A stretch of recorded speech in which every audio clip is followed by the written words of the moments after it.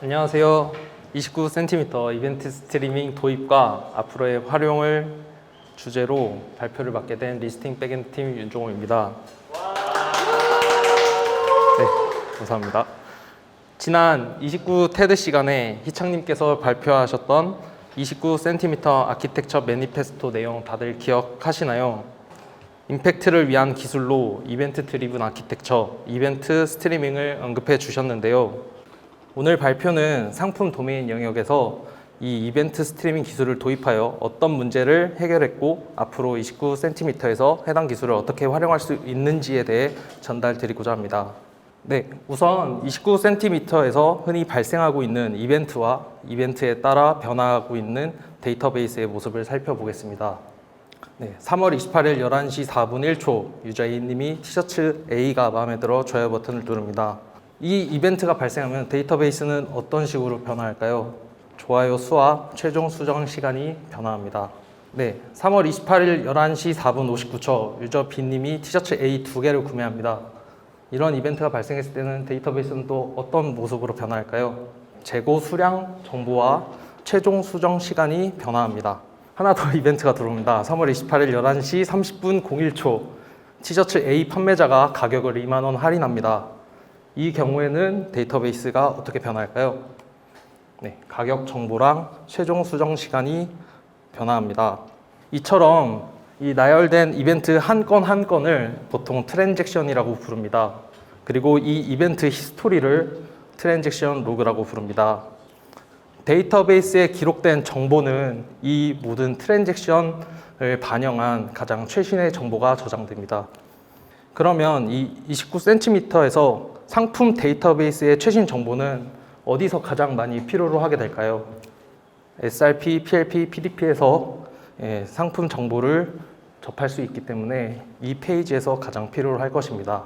현재 SRP, PLP, PDP에 각각 상품 정보를 제공하고 있는 상품 검색 엔진과 상품 캐시가 최신 정보를 전달을 해야 되는데요. 그렇다면 이 상품 검색 엔진과 상품 캐시의 최신 정보를 어떻게 전달할 수 있을까요? 우선 그림에서 왼쪽에 위치한 상품 데이터베이스는 보통 원천 정보라고 합니다. 그리고 오른쪽에 위치한 상품 검색 엔진과 상품 캐시는 이 원천 정보로부터 데이터를 복제하여 가지게 됩니다. 흔히 이런 원천 데이터를 다른 데이터 소스로 복제하는 과정을 동기화라고 표현할 수 있습니다. 29cm는 그동안 데이터 동기화 작업을 위해서 주로 배치 시스템을 사용 중입니다. 이 배치 시스템은 대량의 데이터를 일정 기간 쌓아놨다가 일괄 처리하는 시스템을 말합니다. 보통 기간에 따라서 5분 배치, 10분 배치, 일별 배치, 월별 배치 등이 있습니다.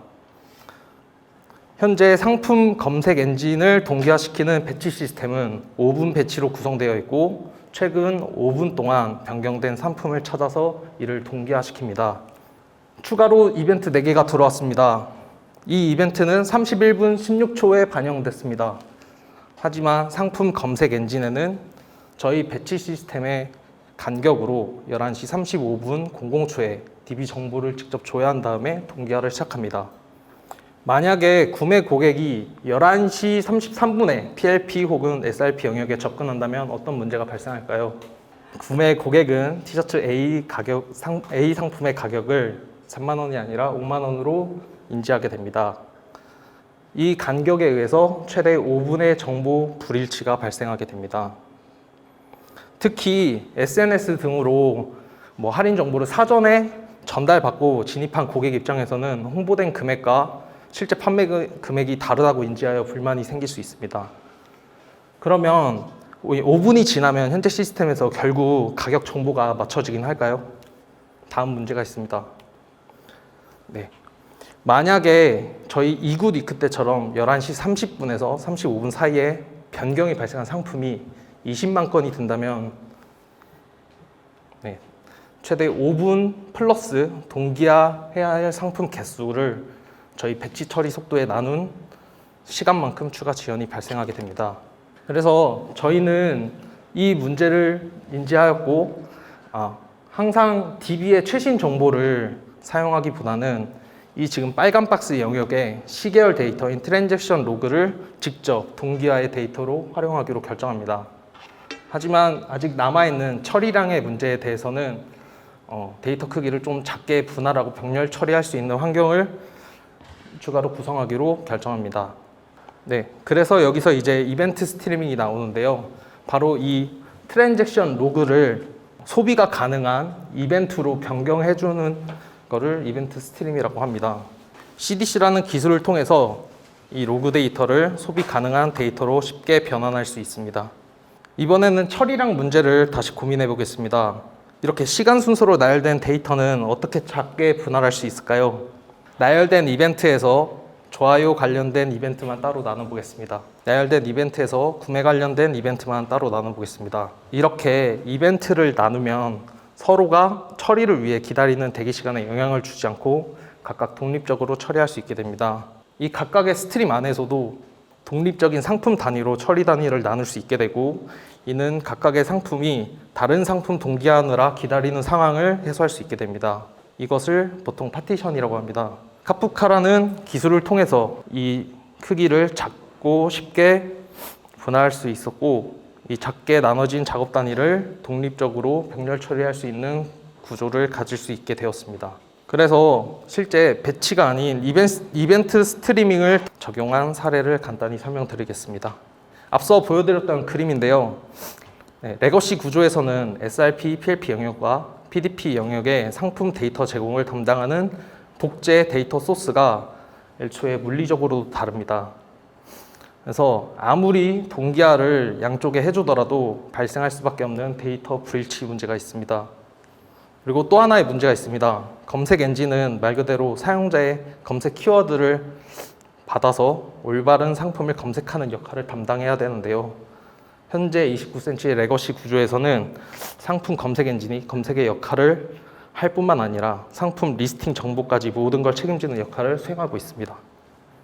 또한 레거시 구조에서 사용하고 있는 이 PDP 영역의 상품 캐시는 응답 속도는 좋지만 캐시 간 자원 공유가 되지 않아서 절대 수평 확장을 할 수 없습니다. 그래서 아무리 캐시를 4개, 5개 들려도 그 4개, 5개가 각각 서로 자신만의 캐시를 갖게 되고, 이는 캐시 간에서도 정보 불일치가 날 수 있습니다. 그래서 저희는 이벤트 스트리밍 도입으로 원천으로부터 실시간으로 상품을 복제할 수 있는 환경을 조성했습니다. 그렇기 때문에 거의 운영 데이터베이스 환경과 복제를 최소한 앞단에 머테리얼라이즈 뷰를 가지게 되었고요. 이 머테리얼라이즈 뷰는 결국 아까 앞선 그림과 달리 SRP, PLP, PDP 영역의 물리적 소스를 하나로 통일하는 결과를 제공해 줄 수 있습니다. 빠른 응답성을 위해서 캐시를 쓰는데요. 이 머테리얼라이즈드 뷰에 실제 몽고 데이터베이스를 쓰고 있는데, 캐시처럼 좀 빠른 응답성도 보장할 수 있을 뿐만 아니라 아까 자원이 공유가 불가능했던 바니시 캐시와 달리 수평 확장에 굉장히 용이합니다. 그리고 제가 생각하는, 아직 구현은 안 됐지만 이벤트 스트리밍의 좀 활용도를 하나 예시 설명드리고자 합니다. 이렇게 이제 나열된 스트림이 엄청 많을 텐데요. 이 스트림을 들어올 때마다 주식 차트처럼 계속 그래프로 표현할 수 있을 겁니다. 그리고 이 데이터를 현재 나열된 색깔로 보면은 판매자가 일으킨 이벤트, 구매자가 일으킨 데이터 이벤트, 이런 것들을 하나의 대시보드에 통합시킬 수 있을 거로 기대합니다. 네, 이것으로 발표를 마치겠습니다.